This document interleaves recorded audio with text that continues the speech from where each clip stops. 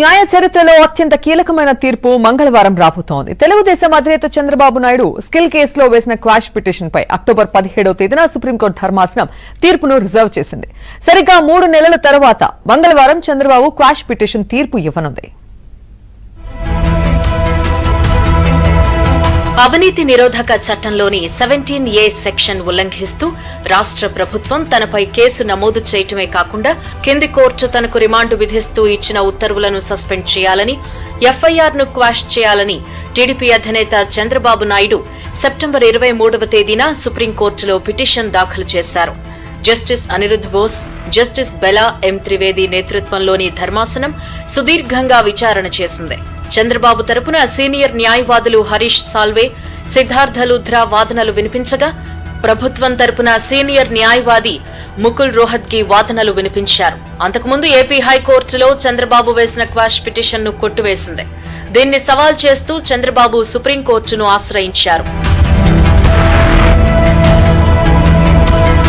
Quash petition లో చంద్రబాబు తరపు న్యాయవాదులు చేసిన వాదనలు దేశవ్యాప్తంగా అందరి దృష్టిని ఆకర్షించాయి.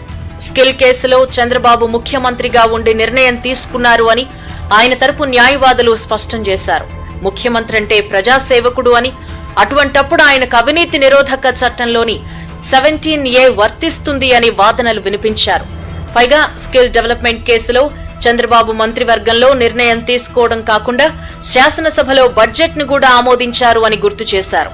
ప్రభుత్వం తీసుకునే విధానపరమైన నిర్ణయాలకు నేరత్వాన్నెలా ఆపాదిస్తారు అని ప్రశ్నించారు.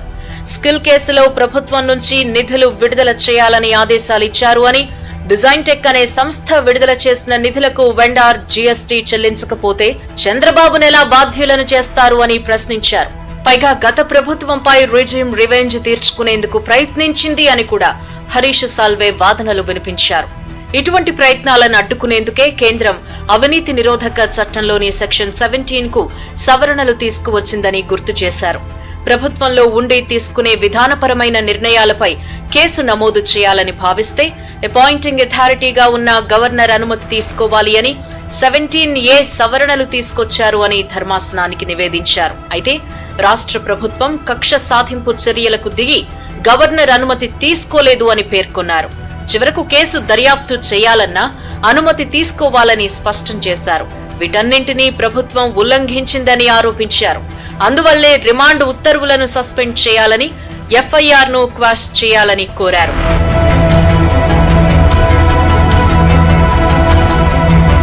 మరోవైపు ప్రభుత్వం తరపున ముకుల్ రోహత్గి వాదనలు వినిపిస్తూ అవినీతి నిరోధక చట్టంలోని 17A కేవలం అధికారులకు మాత్రమే వర్తిస్తుంది అని వివరించారు.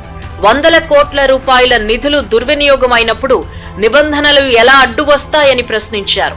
పీసీ యాక్ట్ లో సవరణలు రాకపూర్వమే స్కిల్ కేసులో విచారణ జరపాలని అప్పటి ప్రభుత్వం ఆదేశించింది అని, అటువంటప్పుడు 17A వర్తించదు అని వాదనలు వినిపించారు.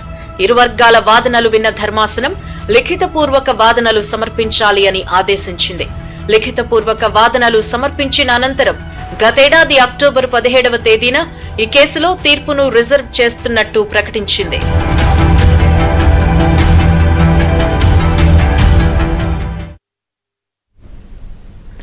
దేశంలోని సర్వోన్నత న్యాయస్థానం మంగళవారం